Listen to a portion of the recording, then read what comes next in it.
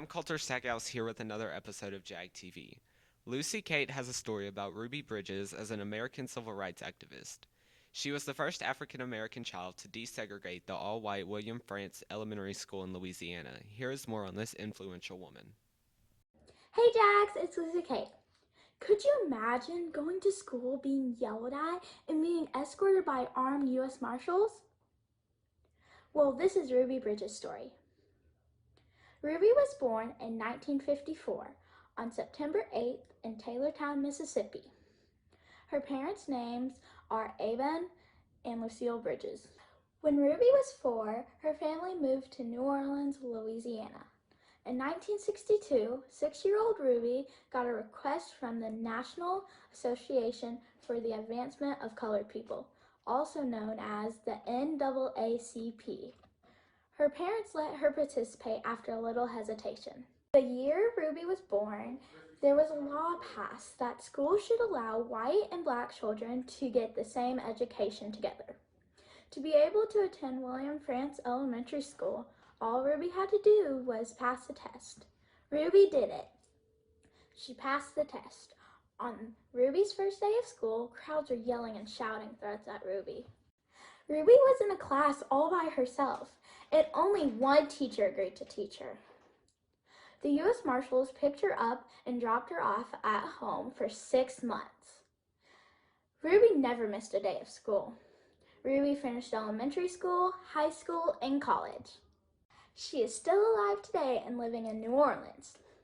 She has 4 sons and even wrote a book called Through My Eyes, telling her story.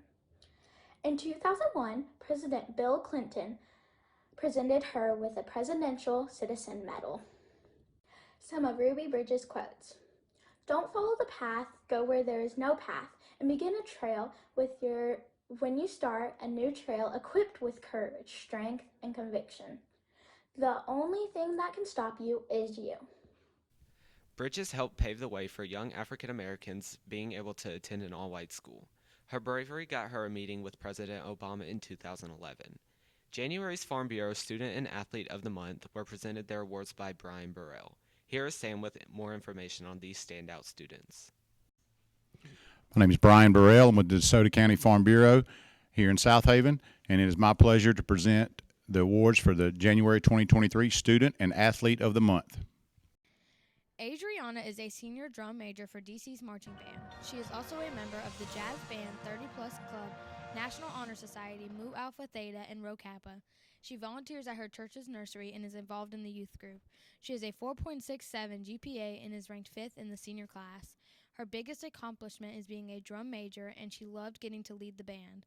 She loves that DC is a family, and even with differences, students stand together at the end of the day. Her favorite high school memory are the football games with the band because there is so much energy on and off the field. I love DC because we have such a family community. Everyone works together, even if we're working for different things. We say when you play one of us, you play all of us, and we really, truly mean that. And I love the community we have here. I'm really looking forward to next year where I plan on going to Stanford University to study pharmacy.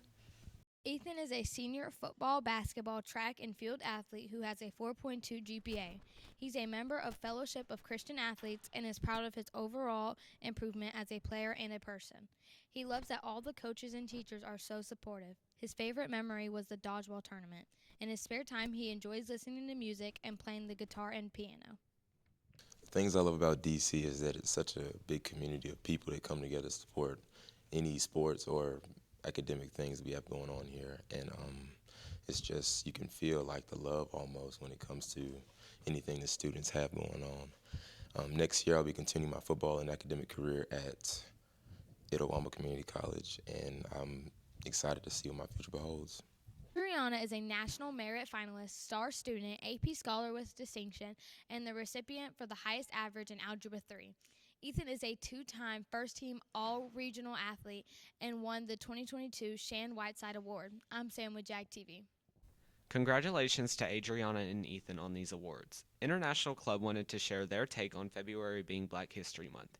Here are 4 members of the club with more on this story. Hello, my name is Michaela Stewart, and I am the Publicity Officer for International Club, and these are a few of my members. As February comes to an end, so does Black History Month. However, it is still important to educate ourselves and celebrate the influence African Americans have on this country. From rebelling against slavery to the protection of Black lives, African Americans have spent centuries to protect the rights given to them by the 13th, 14th, and 15th Amendment. Consider our historical Black figures such as Thurgood Marshall and Madam C.J. Walker, and how their actions impacted our influence, image, and future in this country. Although Black History Month is just a month on the calendar, highlighting important figures of our history, the history of Black Americans should be a part of our everyday lives.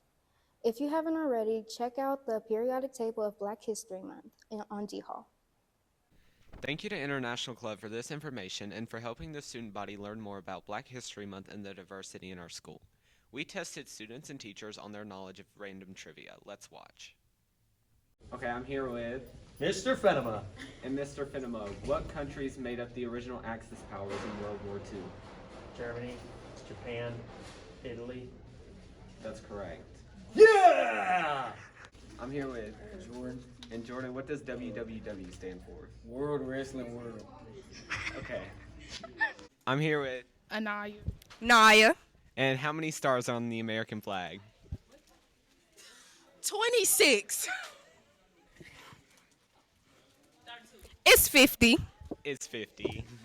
I'm here with Fred. Josh. And how many bones are in the human body? Like 200 something. 26. Correct. I'm here with Kaylee and Esther. And how many stripes are on the American flag? 13. Yeah, 13. Okay. Football signing day for 2023 has happened, and DeSoto Central had 4 athletes sign letters of intent. Sydney has more information on these football players and their future careers. Football's National Signing Day was Wednesday, February 1st. Tryson Booker, who played safety on the DC football team, signed with Gold Coast Community College to play linebacker. He was on the first team All-Region, voted team captain, and chosen to play in the Bernard Blackwell North-South All-Star Game.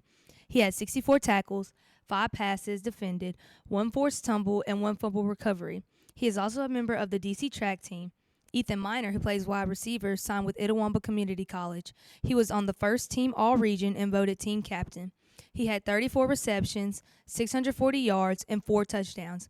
He, too, is a member of the DC track team and the basketball team. Quarterback Andrew Moore signed with Kahoma Community College. He was on the second team All-Region and was voted team captain. He had 2,275 yards passing with 13 passing touchdowns and 525 yards rushing with 6 rushing touchdowns. Andrew also competes in powerlifting and won first place in the regional meet in his weight class. Lastly, wide receiver Destin Wheeler also signed with Kahoma Community College. He was on the first team All-Region and voted team captain. He made 41 receptions, 737 yards, and 6 touchdowns. National Signing Day is a day where a group of high school football players are eligible to commit to a college of their choice. By signing, they promise to attend that college after high school and to drop communication with other interested colleges. This week's Football Teacher of the Week is presented by football manager Jordan Hughes. Let's see who she chose and why. Any of our drivers this week? I think they spoke. Oh, awesome. Hey, I'm Jordan Hughes. I chose Coach Price for Teacher of the Week because when I first joined as the football manager, he was just really inclusive and really helped me out a lot. And so I just wanted to thank him for that. Thanks, Coach Price, for being an influential coach on your student athletes. We have had unseasonably warm weather this week. Madison and Bella will let us know if warm temperatures are here to stay next week. I'm Madison. And I'm Bella. And we're here with next week's weather. On Monday, there's a 50% chance of rain, and the low is 55 and the high is 71. On Tuesday, it's going to be sunny with a high of 64 and a low of 46.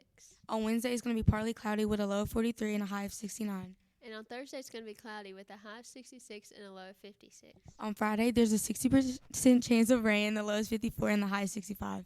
That's it with next week's weather.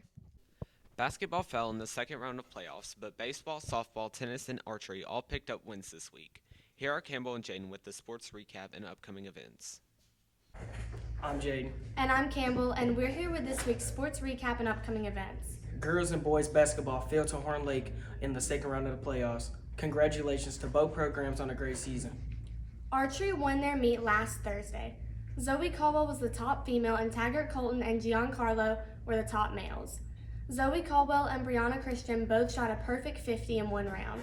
Archery finished second in their meet on Tuesday, with Zoe Caldwell finishing as the highest female and the highest overall of the shoot. She shot another perfect round on Tuesday. Giancarlo was the highest male. They host a meet on Monday and travel to Center Hill on Tuesday. Tennis beat Lake Cormorant 7-0 on Tuesday. They play at South Haven on Tuesday and host Center Hill on Thursday. Ryan Crosby won boys singles and Taylor Burks won girls singles. Benton Ruff, Braden Dendy, Ethan Lennox, and Alex Abity all won boys doubles. Lindsey Ruff, Abby Grace Dendy, Mackenzie Burks, and Caitlin Elbick won girls doubles. Kelly Levo and Lane Wolf won mixed doubles. Baseball fell to MRA on Saturday in their home opening doubleheader, but defeated South Haven on Monday 16-6. Luke Sides pitched 3 innings and gave up no earned runs and had 4 strikeouts. Colton Coates went 2 for 4 and had 3 RBIs. Gavin Brassfield went 2 for 2 and had 2 RBIs and walked twice. They host South Haven tonight. Varsity starts at 7, and they travel to Saltillo tomorrow and host Hernando on Monday. Next Thursday, they travel to Hoover for the Perfect Game High School Showdown. Softball defeated Oxford on Monday 12-3. Georgia Wheeler got the win on the mound. London Armstrong went 4 for 4 at the plate, and Caitlin Short went 3 for 4. Softball plays at South Panola tonight and hosts Hernando next Thursday. Varsity plays at 5:30. Golf opens their season at Tunica on Monday. That's it for this week's sports. Prom tickets are on sale and can be purchased on RevoPay or during your lunch. Students need to complete a form prior to purchasing tickets. Dues must be paid in order to attend prom. No one who has attended DCAC this school year can attend prom. Guests from a different school must be pre-approved. Prom queen and king forms are due March 21st. All prom forms are available outside the main office. Most beautiful applications are available in the main office, the 9th grade office, outside B29 and B27. Choir is selling donuts in the Commons on Monday and Wednesday mornings. Sophomore scheduling packets are due next Wednesday. If you didn't attend the meeting, packets are available in the counselor's office. The ACT will be given to all juniors next Tuesday. Jagathon meets Monday morning. National Honor Society, esports, and chess all meet next Tuesday. Jag Pals meet Wednesday. International Club meets Thursday. SCA and Anime meet on Friday. That's all for this week's episode. See you guys next week.